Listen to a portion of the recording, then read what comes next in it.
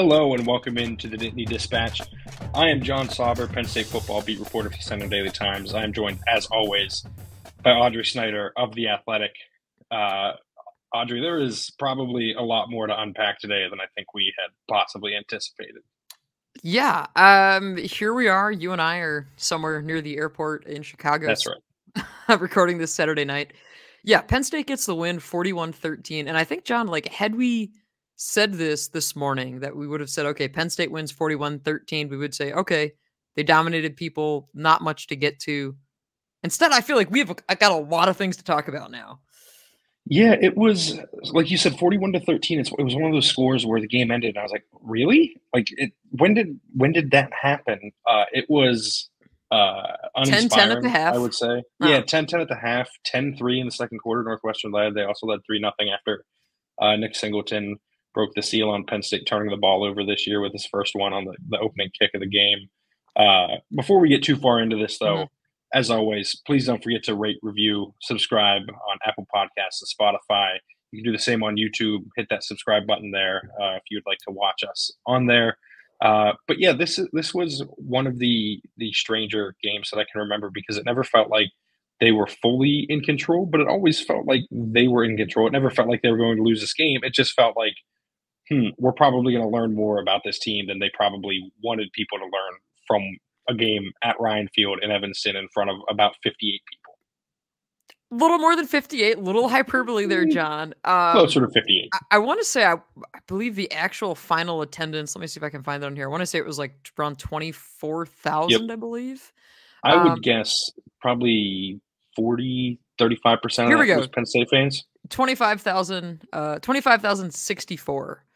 This was definitely one of the smallest crowds. I believe this was the smallest crowd that James Franklin has coached in front of as Penn State's head coach.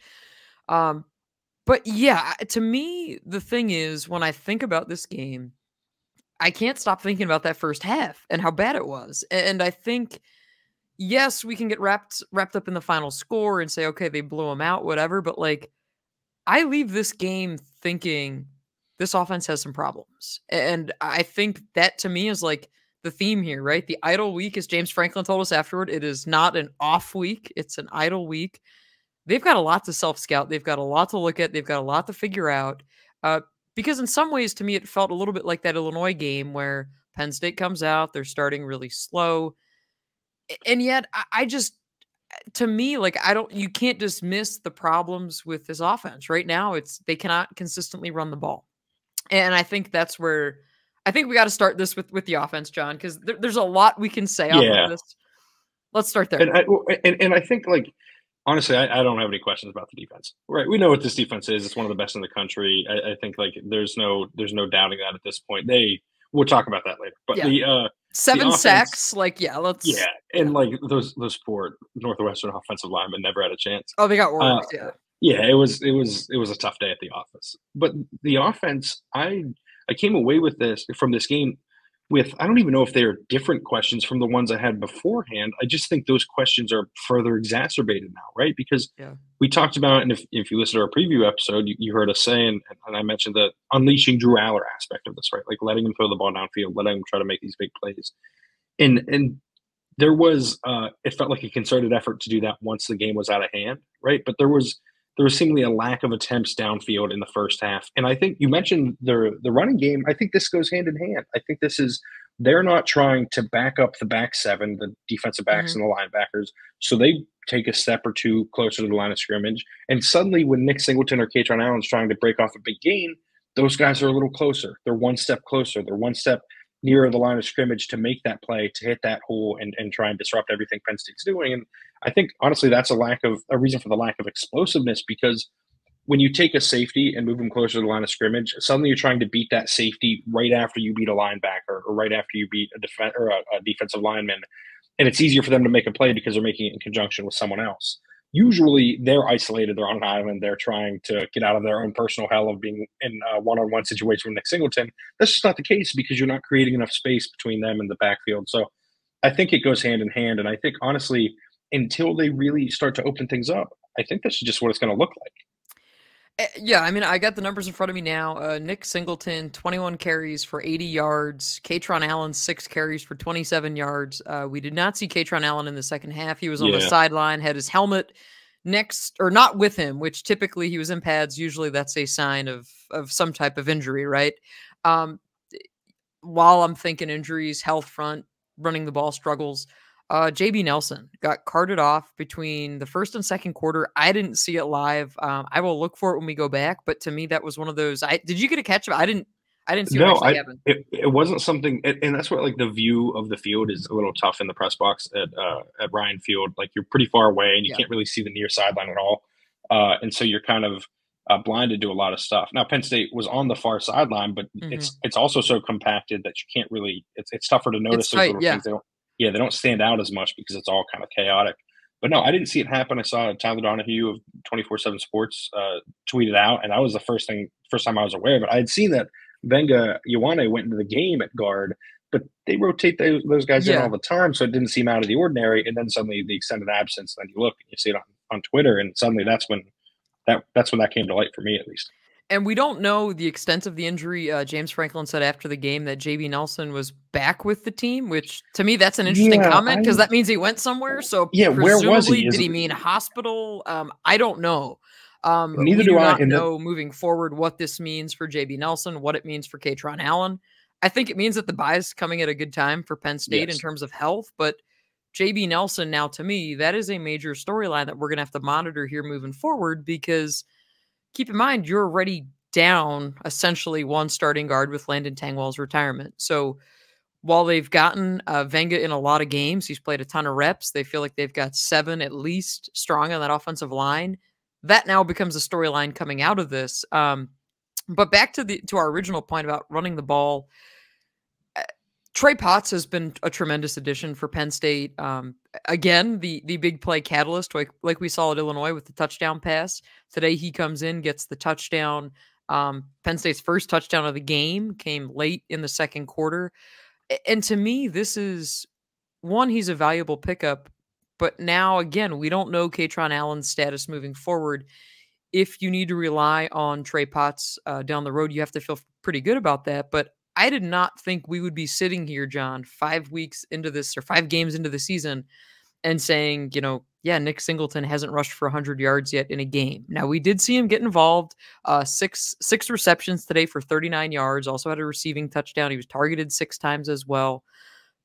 But that is not like this run game is not the storyline I expected. yeah, it's almost a non-factor at this point, Mhm. right? It's as if they're salting the game away to let the defense kind of flip the field, make these massive plays, and kind of swing momentum. And it feels like the offense is just kind of going through the motions on some level, right? Like I Yeah. don't know that. You're putting Uh, a lot on this defense, and they keep yes, rising to the unfortunately, occasion. yeah, they're good enough to handle it. For now, we'll see if But that's true against Ohio State, against Michigan.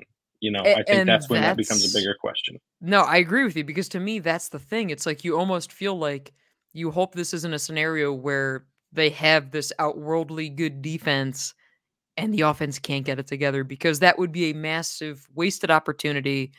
But again, I mean, you look at the final score. If people tuned out, didn't watch today, you're going to see that final score and think that everything's okay. And to me, it's just the storylines coming into the season, right? It was Drew Allar. It was the receiving core.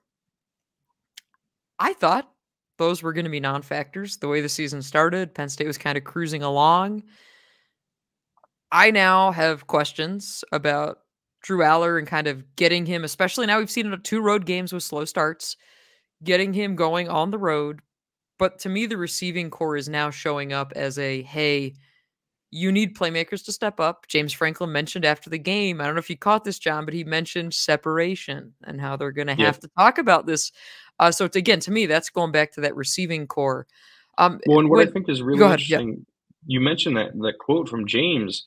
It was a question because I had asked him. I was asking him the difference between Drew Allen in the first half and the second half, right? Like, and Mhm. I was just looking for like what he thought changed at halftime because clearly something did. They were making more of a concerted Yeah. effort to go downfield, which is what I thought. But I wanted to hear what he had to say, and he kind of laid out a few quarterback stats, nothing more really, and then kind of blamed the receivers, right? Like said that they weren't getting separation at the top of the route. said that they weren't beating guys with speed down the field.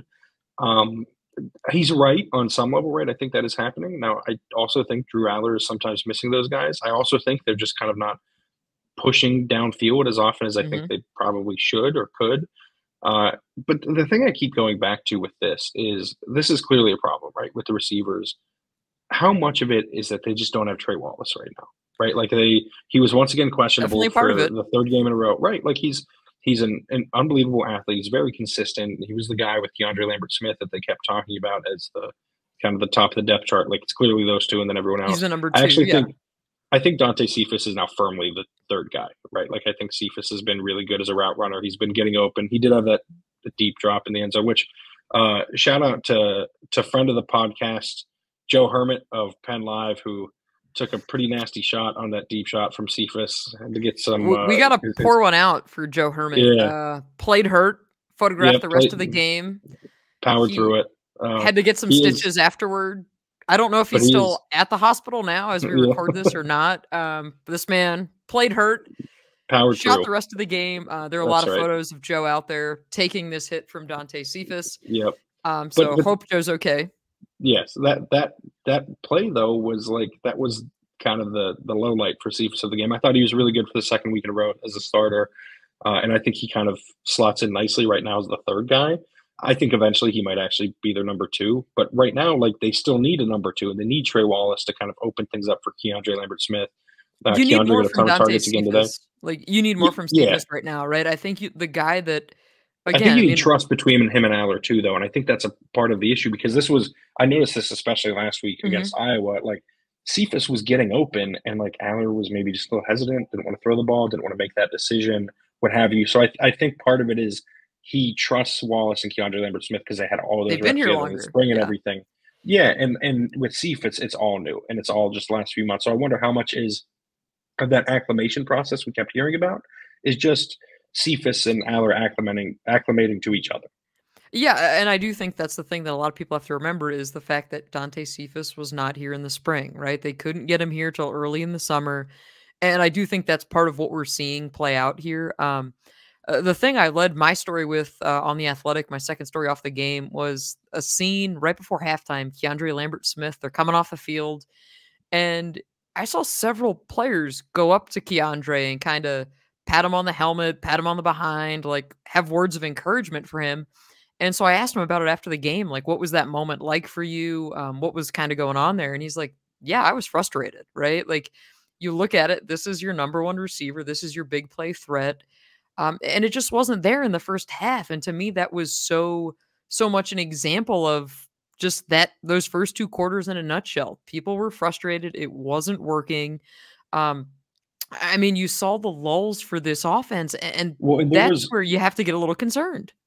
there was one specific moment with Lambert Smith that I Mhm. asked Drew Aller about, like, and it was I have it marked down here. It's 11:15 in the second quarter on the Okay. clock. There was clearly a miscommunication, or at least according to Aller, it wasn't really as much a miscommunication as much as a misstep on his part, where they had Lambert Smith lined up on the outside, isolated. He runs a comeback route. He broke inside, or it looked like he maybe broke a little later than Aller anticipated. Aller threw it as like an anticipatory pass, the kind that's based on timing, and it sailed like wide. It looked like they were just miscommunicating. Aller essentially said he played it like it was zone coverage, where you kind of based it on timing, where you need to fit it Mhm. to a certain window in a certain amount of time before guys can react. Whereas because it was man coverage, he should have given it another hitch, waited a second, let Lambert Smith create that space, and then make the throw, which is how you treat that against man because you don't want to kind of anticipate because then it allows guys to jump routes or get behind it when they're focusing more on the receiver. So he took responsibility for that, and I wonder if that was like one of those plays that Lambert Smith was frustrated with, right? Because he was getting open, and he has done that consistently over the first 5 weeks of the season. And Aller hasn't always found him. Sometimes he's been sailing throws, which I think that's something worth monitoring. And it's always Yeah. tough when you have a strong armed quarterback, right? Like layering throws is really difficult. Aller was really good at it in limited action last year. He was pretty good at it to start this year, and it seems like Illinois, this game against Northwestern, there were just some more issues where maybe the ball's a foot too high for Theo Johnson or a foot too high for Cephas or what have you. Because even to go back to that Cephas deep ball, Mhm. Yeah, it was kind of a drop, but it was also like if he just hits him a step sooner, he doesn't have to worry about the out of bounds line there at the back of the end zone. He doesn't have to worry about any of that. He catches it in stride and scores. So I still think Aller is like far and away the most talented quarterback this team has had in a long time. I still think, frankly, he's the best quarterback this team's had in a long time. It's just taking some time to Um, still, and I think part of that is rhythm and letting him just throw the ball more so he can, you know what I mean, get into that rhythm rather than like if he's coming in cold 3rd and 12, like he's got to throw a pass after they run the ball twice. And to me, that was the play when you felt like Penn State finally got something going was on that opening drive of the second half when Allar finds Keandre Lambert-Smith. They pick up 35 yards, and that ball, that was a rocket that he Yes. threw to Keandre Lambert-Smith. And that was like that big play moment, the, hey, okay, like they're going to get this thing together. But Aller had mentioned to me after the game, he went back to the opening drive where he targeted Keandre Lambert-Smith and missed him. And he said, if I just put this ball on his inside shoulder, looking at, kind of where we're at on the field, maybe we end up going for it on 4th down. Maybe things are different. And I do think that one, it's good. I thought the temperament of the team after this game was interesting. Like, I didn't get the vibe. Maybe it was just what I was giving off because I'm asking a lot about the first half, but I didn't get the vibe from the players that they were satisfied with the way this thing went. Um, there was a lot of, hey, we need to go back. We need to look at the film. We need to, James Franklin said it, self-scout, right? That's what so much of this next week is about. But yeah, to me, it was good that, you didn't get a lot of, at least from the players, oh, hey, we won. Everything was great. Um, I don't know how we read into this. Maybe we don't at all, but the coaches were all kind of sitting there behind the players as we were doing interviews, as everybody was clearing out of the locker room. They were just all kind of eating dinner, taking a moment to themselves. But again, nobody seemed super excited. Yeah. I saw Hagens talking with Keandre Lambert-Smith after the game. Like, I think that's a good sign that there's still a lot of teaching going on. There's a lot of, hey, like, we're not going to celebrate like crazy, even though we blew this team out, because that's not really the story for this one. Yeah, and to echo what you said, like when we were on the field, during their post game celebration, which Hmm. was pretty muted compared to usual. And this was I led with this in my story over at CenterDaily.com and my main bar. Like I heard a few guys say, like, it was a little scary in the first half, but we took care of business. You know what I mean? Like that was like the general sentiment that I heard a couple Hmm. guys say as you kind of walk through there. And I think that's probably the right or not maybe not right is the not the best term, but like it is the kind of appropriate response that you want if you're trying to contend for a national title, right? Like Yeah. you want guys to, as James says all the time, to relish in winning, enjoy winning, but kind of understand why you got there and how you got there and what you can do to get better from even a blowout win like this one, which did not feel like a blowout. And I think guys are handling it that way, and that's a good sign for them for signs for improvement moving forward. But yeah, I think they're like this is not going to hold up, right? Like playing like this offensively is not going to hold up against Ohio State. It's not going to hold up against No, Michigan. you You, cannot you roll can't that just half out there against either of those teams and expect to win. because And it's that's the 21 to wake up 3 call. and not 10 to 3, right? Like Yes. it's 3 touchdowns and not one in a field goal. And Ohio State, like suddenly Marvin Harrison Jr. is behind your defense 3 times because they're so exhausted because they're out there so much. Same with Roman Wilson and Michigan, or Blake Corum's This running right through wide now, open holes. Like it this just is not a there's too much shootout talent for on Penn those two State. teams. Yeah, Penn No, State and is that's not a what like shootout offense, and that's what I didn't expect coming into this point in this season. I thought for sure we would say Penn State is a quick strike offense, um, and on paper, like they should be, right? I mean, you look at it, you've got the should be a talent, bunch of explosive plays. but it's not clicking right now. And you know what? That's a great problem to have when you're 5-0 and there's a lot to work on. Like I think for James Franklin, this is a pretty opportune moment where you say, okay, yeah, sure, we're 5-0. And I think deep down he knows that. Now, after the game, I didn't get the sense that he really let that on. He was asked, can you kind of pinpoint why there was a slow start? And he pointed to the final score. He was also asked, can you pinpoint why you guys, despite blowing people away, haven't been able to consistently run the ball? And he just said, he's like, well, that's something we're going to look at. We think there's some things that they can do differently. But again, he was asked later on in the press conference something else about the offense. And is this like sustainable essentially? And he said, there's a lot of other stats that I could point to right now that other teams in the country would love to have and they don't. But John, deep down inside, he knows this first half was problematic. You Yeah, have to be realistic. I get it. You're not going to come out. You're not going to say that, especially after a big win when you blow a team out ultimately. But yeah, this is a little bit of gut check time for Penn State because today in winning, they showed that these warts, these flaws, they're still there. And, yeah, it was great. You blew out Iowa and, you were dominant. And again, ultimately today, you were still dominant. But you cannot dismiss a half of football that they rolled out there that was Penn State's worst half of the season. And quite frankly, figuring out why that happened, like to me, that is equally as important as figuring out how and when you correct it, right?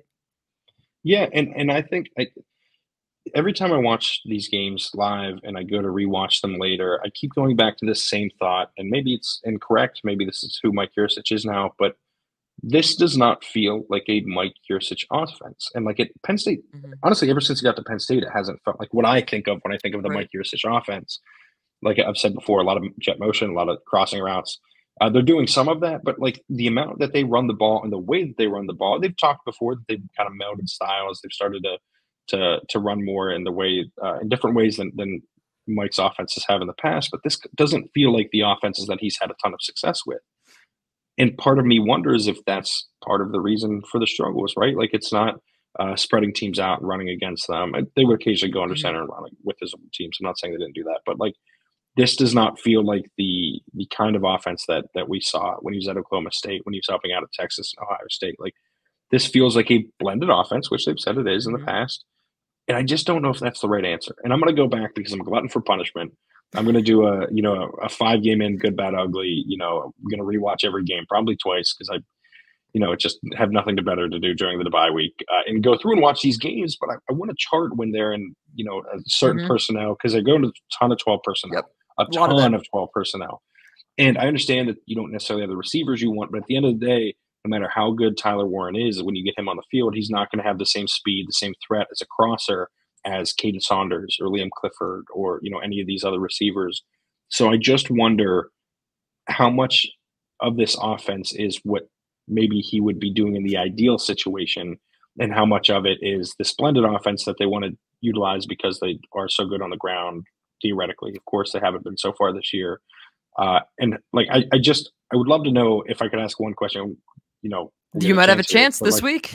We're yeah, hearing from coordinators this week, John. You yeah, might have your chance. and that's what like I'm curious to know. Like, does he feel like he has ownership of this offense right now?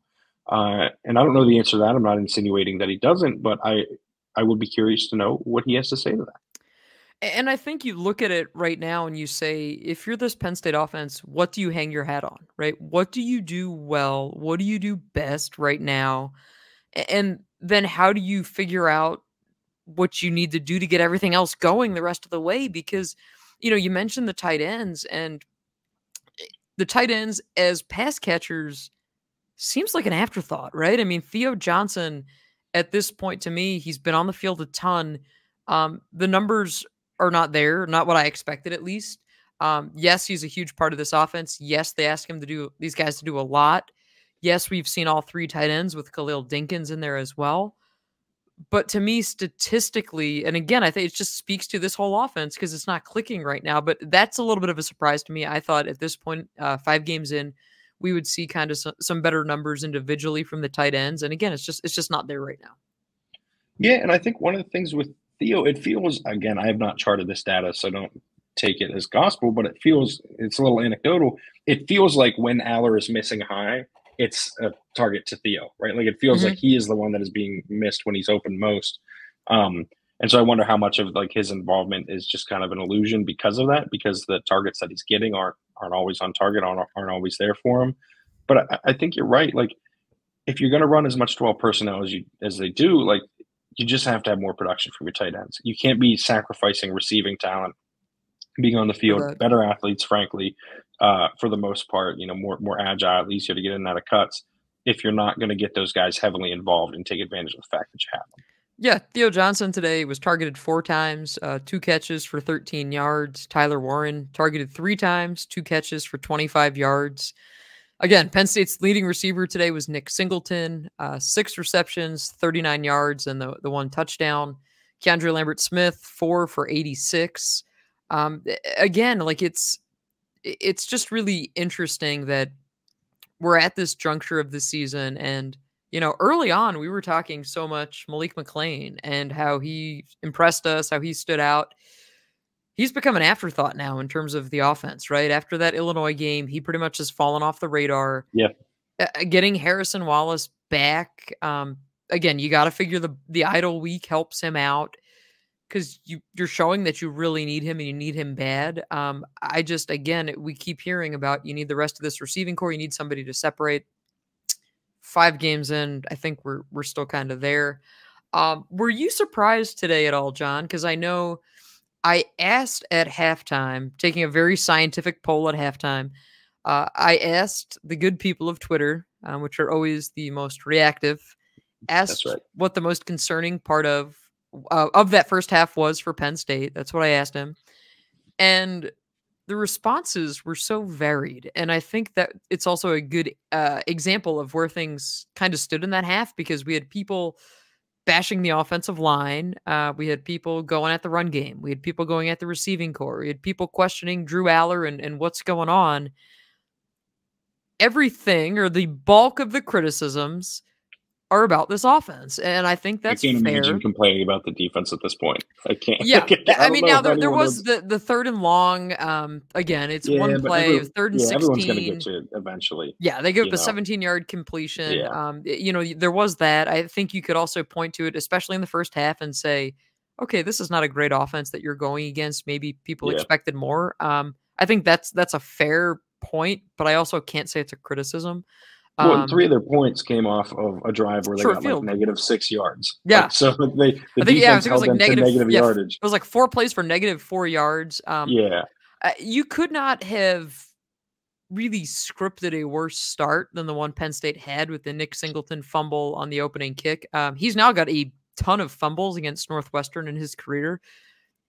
Just one of those weird, quirky stats. Not nearly as rainy today as it was the previous iteration. You can also point to Trey Potts and look what he's done in the state of Illinois. Those are some crazy numbers. I thought Trey Potts was really good today. Fantastic.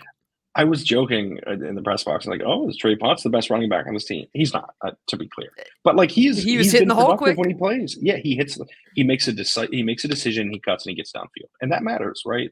That's an area where I think Nick Singleton especially can improve on, and Penn State will want to see him improve on that. But I think the reason you mentioned the Twitter survey essentially that you did, that scientific Twitter survey, yeah. But responding to that makes sense to me, because what I wrote about, like one of the things I said is it's impossible to know what's going wrong with this offense because there are so many small little pieces to it right now that are slightly off, that it's hard to like properly distribute the blame. Like, okay, how much is Mike Yurcich's play calling?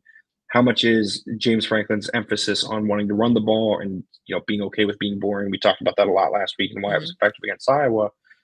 How much of it is K-Tron and Nick Singleton aren't playing at the highest level? Allar's not playing at the highest level. Receivers aren't getting open. How much it is these little individual things like that? Maybe it's something different each play. How much of it is coaching? How much of it is player? Like it's really difficult to know, because this doesn't feel like a situation where there's something clearly wrong with the scheme. It doesn't feel like there's a situation, even what we say about the receivers, like they're getting open though. Like it's not like they're blanketed every single play. It doesn't feel like there's something clearly wrong with the receivers. It doesn't feel like there's something clearly wrong with Allar. And so it's like, what is happening? Is there something that we're not seeing that is not visible on game day that is resulting in this? Yeah, the little things, John. What's that saying? The little things become the big things, or something like that, right? All those little things add up. Yeah, we're just making things before, up here. We'll make it Saturday now. night. Just credit the Nittany Dispatch with that saying from now on. I'm one beer in on a Saturday night. Who knows what I say now? It's true. But I do think that there is credence to that, because you look at kind of every drive, it just feels like there's something going wrong. And listen, I'm not here to say that Penn State or any team for that matter is ever going to play a flawless game, that everything's going to be great, right? There's adversity in every single game. It was telling. It was a good sign, right? The way that Penn State came out in the second half. Absolutely. But again, like, why do these things seem to keep cropping up, and why is it? And why do they take so long to get to the answer, right? Like, I understand, like, you want to go in the locker room at halftime and make those adjustments. You can make them sooner. You can see that something's wrong and make them at the end of the first quarter, at the end of the You first are allowed drive. to do Like, that. That is yeah, correct. That is you don't have to factually like correct. stick with what you're doing. Like, I don't know. I think it's one of those That things. Like was I said, it's tough to know. yeah. It's tough to know exactly what's wrong from that standpoint. Because what happened in the second half is, yes, they took some of those deep shots were like early in the fourth quarter when it didn't matter, but they did start to stretch the field more in general early in the first half. Lo and behold, the run game opens up a little bit. Things start to get a little more spacious Mhm. for those guys. The blocking doesn't seem as bad because those guys aren't as close to the line of scrimmage anymore. And so it's like it was this little adjustment. It happened early in the second half, and suddenly the whole thing's kind of fixed. And so I will continue to wonder how much of this problem is just like they're being too conservative, essentially, offensively. They're not taking enough deep shots and enough chances to guys. And one thing I will say, like I've been effusive with praise for Drew Allar since he played those snaps last Yeah. year against Purdue, essentially. Like You're he not has alone, all the John. You're makings not alone. for sure. But like I think we've talked about this before. I said he should have started last year because he was the best starter for them last year, not because it was about preparing for the future or anything. You Uh, know what? I did but not like hear you say that to Sean Clifford today. Sean Clifford was at the game. You could have said he it, was at the John. game. You could have said it. You didn't say it. That feels like it would have been mean. There was no need to say Yeah, there something was no like need that. to say that. It was good Sean to is see doing well Sean for there, himself though. as a backup quarterback Mhm. with the Packers. I think better than a lot of people would have begged him to do in the NFL, myself included. I'm not hiding from my opinions by any means. But I Surprise think pick, no doubt, no doubt.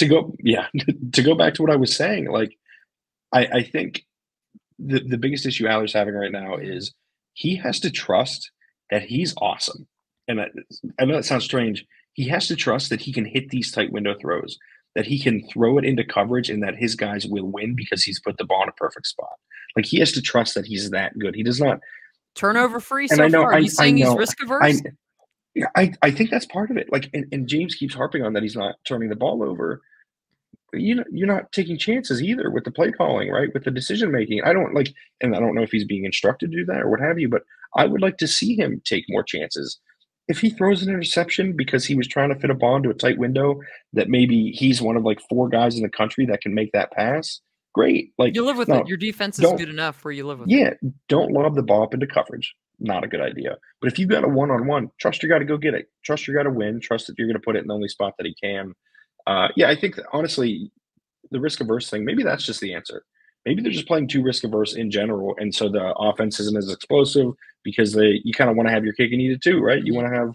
You don't want to turn the ball over, but you want big plays. It's like, well, to get big plays in the passing game, either Gotta your take guy some has to risks. destroy the guy in coverage, or you're gonna take a risk or two on occasion. So I think maybe that's the answer, that we're just not going to see the explosiveness in the passing game until we see an interception. As weird as that sounds, right? It's always seen willingness to make a mistake. So we keep waiting for that first turnover. Has not come from Drew Credit Allar. to him, he hasn't like he's done a really good job of not turning the ball You know, over. I did Although think today I he thought got we were gonna see swatted. it. Yeah. Here's the thing: I know coaches tell guys not to do this. I 100% thought he should have picked that ball up and just continued with that play. Like I know you're taught to dive on the ball. There was nobody near Yeah, him though. get Like the I thought he should have. franchise killed, John. That is Yeah. not what they are going for here. Yeah, there No, goes your five-star listen. quarterback. Yeah. He made the right decision. But in my head, I was like, pick it up. I just wanted to see what would have happened at that point because it could have been one of those highlight reel worthy plays. But no, he's been great from that standpoint, right? And when you don't turn the ball over and you have a defense as incredible as Penn State's, then like you probably just keep winning, right? Until you face like an offense that's out of this world. The problem is Marvin Harrison Jr. is pretty out of this world, and so is Emeka Egbuka. Like You're that's going running to be out of tough. opportunities, right? Like that's to me, it now becomes okay. You've got your week of self scout, right? Your idle week, and then you've got UMass, which even if you're sleepwalking like you were today in the first half, you're still going to beat UMass, homecoming, Beaver Stadium. But then you're going to Columbus, and the last two road outings for Penn State. Again, the 11 a.m. Central kick. Maybe there's credence to it. Maybe there's not. The way they played today certainly looked like an 11 a.m. kick is an issue here. So at least you will get a. I don't know if it's officially been announced as big I don't noon think kick or so. that's like the rumor, I guess. It would be surprising if it's not big noon Right. kickoff, Like right? I think you And and it is. I I've been surprised agree it before. is. Like, Yeah, in yeah, this day and age of TV times, we are just as yeah. surprised as you all are with these things. But so I guess that's something else now that we have to monitor because God forbid we didn't have anything to monitor this week. Yeah, I But know. Just you. you're I'm not running out of like, listen. opportunities. Like that's my point. You're running out of opportunities as an offense. But you know what, John? Maybe that's the whole point, right? Like maybe that is you're going to pull out things against Ohio State that we haven't seen yet. Bo Prabula package, didn't see it today. Didn't think we would see it Yeah, today. Although for a hot second, I know some people online were clamoring for yeah. it to try and Shout out jumpstart the offense. to Johnny McGonigal of Penn Live. I saw him tweet it Oh, at was one Johnny point. tweeting that? Yeah, he was tweeting that indeed. Yeah. But no, I think like I get it. Mhm. Wanting to pull out the tricks, but this No is need not. now. They're not Northwestern facing Penn State. Mhm. They're not the underdog swinging up at this team. They're just better than Ohio State right now. They should be better than Ohio State right now, at least. They are, by my estimation, their defense is better and their offense has as much talent in the passing game, in part because their quarterback, in my eyes, has been so much better than Kyle McCord has been so far this year for Ohio State. You're equal in the running game, theoretically, like from a talent standpoint. So you do that stuff to me when you're kind of like, this is how we win, right? We catch them by surprise. We do something they're not anticipating, and that's how we get them. I think if you're Penn State, you just you just think you're better, right? You should just think you're better, and you should just do what you do and try and win that way. Like you don't need to save stuff. If you think you're best, taking deep shots, hitting those deep crossers, uh, hitting a lot of guys in the middle of the field, letting them go to work, make plays in space, you just do it, right? Like they are at the point as a program where they don't necessarily need to do the surprise onside kick to run the fake punt on fourth down. Maybe pull it out Oh if you man, lose how it or about whatever. Zion Tracy stopping that? Yeah, that was a great Because you play. mentioned that, That yeah. was a really good tackle, and he's not like the biggest guy on the planet. He made an awesome tackle on that play. But You no, are I think burning like your red shirt on that play. That is yeah, the that's the way to do it. all worth it. I Yeah. just I just don't think you need to do those kinds of things in that kind of situation if you were on that level. And I think they're on that level. Like that's not me taking a shot saying, "Oh, they're afraid" or anything like that. I just think they're good enough to not have to worry about that. And that's why I keep saying about I wonder if the Bo Prabula package is ever going to exist because frankly, I don't think they need to do it. I think they just need to get Drew Allar back on track, get the receivers on track, get the passing game on track, and like honestly, like I still think they're going to beat Ohio State because I think they're better than Ohio State, not because of any quirky John, matchups or John, anything like John, that. we cannot get what did I James know, I Franklin say know, after the game? He I left the door know. open because Yeah, he but no. said Here's the thing, Audrey. We're they during the were bye week, so starting to now look we can ahead. do some. We can look ahead a little bit once we go back to UMass See, week. you're overlooking But for UMass. now, no. For now, we're allowed to during the bye week. This is the week we're allowed to do this. But no, I think like one, it's some Mhm. people might latch on to that, actually say that they're overlooking UMass.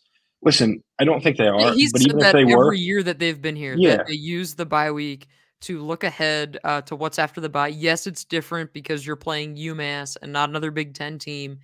But yeah, but I even if would you're not read into overlooking that at all. UMass, even if you are overlooking UMass, go ahead. I don't think it Well, matters. here's the I think they're gonna beat UMass handily. Like it's not a big deal. It's okay. did you because I totally sensed this when we got to Ryan Field today again. Very lackluster, underwhelming environment. We mentioned the crowds, super small numbers, tons of Penn State fans there. Do you feel like James Franklin's burn, which I took this Wednesday night at practice when he said that they didn't need to practice with music at the end of practice. They didn't need to because they needed to prepare for the environment that they were going into. When he said that, like I genuinely, again, I've been here every day since he's been here. I don't think in his mind he meant for that to be like this sick burn, but No. it totally came off that way. Yeah. And I get it because like you look at the quote, he said what he said, but like he meant, hey, we need to have them prepared for this environment. Did you get the sense, John, that this Northwestern crowd, or at least the student section, was a little pissed Yes. off by that? Because I definitely Yeah, got a little that bit. sense. And Like I they think were we could tell shouting overrated. Yeah. Early on. we could tell based on the things that they were saying when we were on the field that we won't repeat on this podcast. So they were definitely a little I frustrated with think James that Franklin. was more tied Yeah, to Penn State it covering at the was, end. but there was clearly a lot of frustration on that field, right? Yeah. With the Or Penn is it State just like sideline. drunk And college kids? Like, I don't know. But it was also definitely possible. But no, I think they like were close though. They were really close to the field. yeah.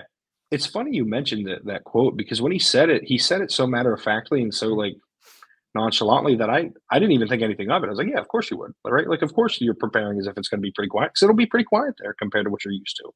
And then like you see it blow up on Twitter and you just like kind of like, oh yeah, like I guess I guess you could take that as a shot, but no, I don't think he intended it to be that way. I'm totally with you. I think he He's was actually I think he's being most funny when he's, like, not trying to be funny, right? Like, yeah, that to me but I was think he was like, that was a that I think he genuine, was like, just being preparing for everything, yeah. yeah, I think he's just being realistic. Like Northwestern fans, maybe they take offense to that, but like be louder then, right? Like I don't Fix know. it, yeah. Yeah, I don't think he's wrong. I don't like it wasn't like a sellout crowd or anything today. Like and to be fair, I don't think Northwestern fans like were offended in droves or anything like that. The people are like, ah, like okay, they see the tweet, it's whatever. Like uh, it's not like a massive football school, and that's okay. Like it doesn't have to be a big deal. But yeah, I think there were definitely at least some people that didn't want anything to do with that. Uh, and I was curious to see if there would be any like extra stuff, right, because of that or anything like that, because it's a perceived shot at them or what have you. But there wasn't like it was. There was only one penalty of like the dumb variety, I would say, where Cam Miller decided to toss the ball to the sideline. James was clearly pretty Not pissed about happy with that that after one. the game, rightfully so. Like it's not like Cam Miller's young; he'll learn. It's not like it doesn't make him a bad person or anything. He made a mistake; it's whatever. But like that's the kind of mistake you can't make. Is because Yeah, in a the close game again, that like it's costing another you a personal possession. foul penalty, right? That's we've Yeah, seen several of been a these. problem this year. Yeah, and that is something that again, self-scout, John. This is the week. Yep, This is the buzzword for the week, self-scout.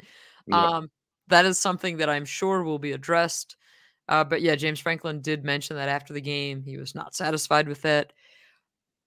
Things that he should be satisfied with as we flip here officially to the other side of the ball. Zane Durant, A much easier discussion, massive, by the way. massive game, which is why I don't want to shortchange the defense because they've been so good that I think it's easy to kind of focus on Yeah, the flaws and like, right, that's human nature, I think, to some extent.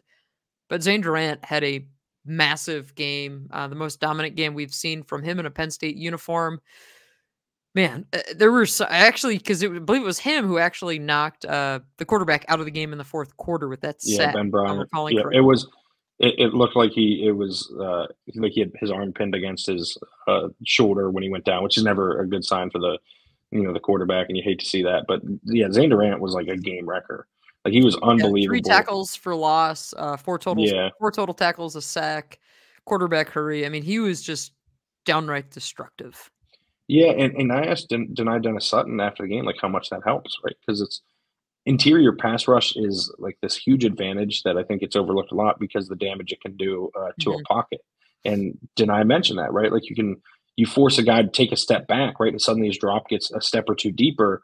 Well, suddenly he's a little closer to those defensive ends that are trying to win on the edge. And suddenly that sack for those guys gets a lot easier. So it doesn't even have to be, it doesn't have to result in a pressure or anything like that for Zane Durant for it to be a massive positive for the defense. Now, this game had clearly translated with him getting that sack, multiple tackles for loss, like you mentioned. But the defense in general, it's it's it's not difficult to have this discussion because we know why they're this good, but they are so good that it feels like you almost get repetitive because you say like, yeah, their pass rush is elite, their secondary is elite, their linebackers are good and getting better, and that's that, right? And honestly that's the biggest thing for me.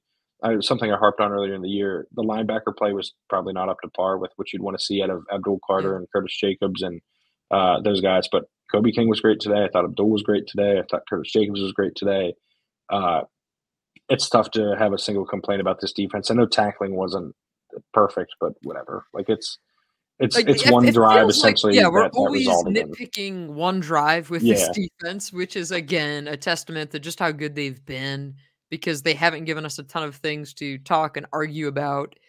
We didn't see the takeaways come in bunches today, but we knew that was gonna be the case, right? Like, at some point, you're not always gonna be able to yeah. get a ton of takeaways, and that's just Turnover luck is a thing, by the way. yes. Like people, like I think people maybe sometimes misunderstand turnover margin. There's definitely a skill to it, without a Yeah. doubt. Like many Diaz defenses have been good at generating turnovers, but like fumble luck is 100% real. Like Does the ball they bounce your way or not? Yeah. they did fumble like a few times. Nick fumbled a second time, or no, maybe it's Katron, and then Allar fumbled as well. And Katron, I think, recovered his own. Maybe a lineman recovered it, and then Yes, Drew yeah. recovered his own. And so, like, they got lucky. They could have very easily had two turnovers, and it's the bounce of the ball, right? Especially with fumbles, interceptions. There's maybe a little more to them from a skill standpoint, but yeah, this defense generates turnovers because of interceptions, and that's more skill based. And with the fumbles, like forcing them is a skill. I do think that is true. And maybe recovering them isn't. Like there's some level, a massive level of luck with recovering. But yeah, they force a ton of turnovers and force a ton of fumbles because they're going after the ball. And like they can go after the ball because they're usually tackling guys in the backfield and just blowing up plays. No, this is just a really fun defense to watch. I mean, I feel like we're running out of superlatives to describe them. Yeah, We're it's the saying they're best defense in elite. the country. I'll just say it. Like I They're think they're the really good. best Yeah. defense in the country. I said that I thought Iowa's was, and that if you want to argue that it's Michigan, whatever, I think this is the best defense in the country because of the pass rush. Week in and week out, they're showing it. We did see the 3 defensive end package again on 3rd and long. That was actually on the field, I believe, if I'm recalling correctly, on the 17-yard completion. That was the pairing that was on the field. But again, you've got absolute animals at defensive end, insanely talented Just people game who are wreckers. beasts, and Three like of get them. them on the field. And that to me is, and we even saw Mean Vanover, I thought quietly had a nice game Yes. today.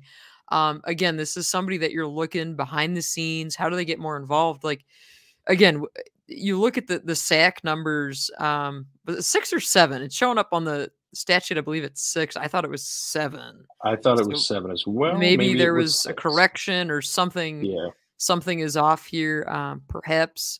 But yeah, I mean, I think this was again, Zane Durant had just had a tremendous game, and again, you're building depth with these guys, right? Like this is a nasty defensive line. James Franklin was asked afterward about Deion Barnes and the job that he's been doing.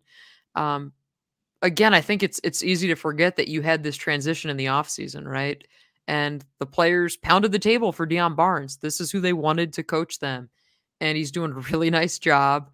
But the other part of what we're going to see transpire this week, because James Franklin even mentioned it, he said, we got to get better, during this idle week with our self-scout, but we also have to get better for the future with recruiting, right? Like, don't forget there's that side of this whole thing Oh yeah. that takes place. And I've been out here. I came out, gosh, what day was it? Thursday. I flew out to Chicago, drove to Wisconsin, caught up with Donovan Harbor and Garrett Sexton. They're 2 Wisconsin offensive line commits. I'll be writing about them this week on The Athletic. James Franklin was out Friday night at a couple of high school games watching those guys. So again, like there's so many aspects to a program that you get to a week like this and you say, okay, it's time to kind of take a pause, but we will hear from all of Penn State's coordinators. I believe all of them, I think, or at least that's the plan, I believe, to hear from them this week. I need to start reading my emails better, John. I think maybe that's the takeaway here, but I know we'll have that. So it's not going to be a quiet week for us by any means. I do It think. never is. No, I am And like curious. I'm gonna do the sports writer complaint thing here, but I really, John, really wanted it. So no I one know cares. no one cares. We're not No getting one a should. week. Nobody cares. We'll get But I a would few have liked it. days. It would have been We'll nice. probably get a weekend, I hope. I think we'll Yeah. get a weekend off. Not great college football slate, but that's fine. I'll sit down and watch it all anyways.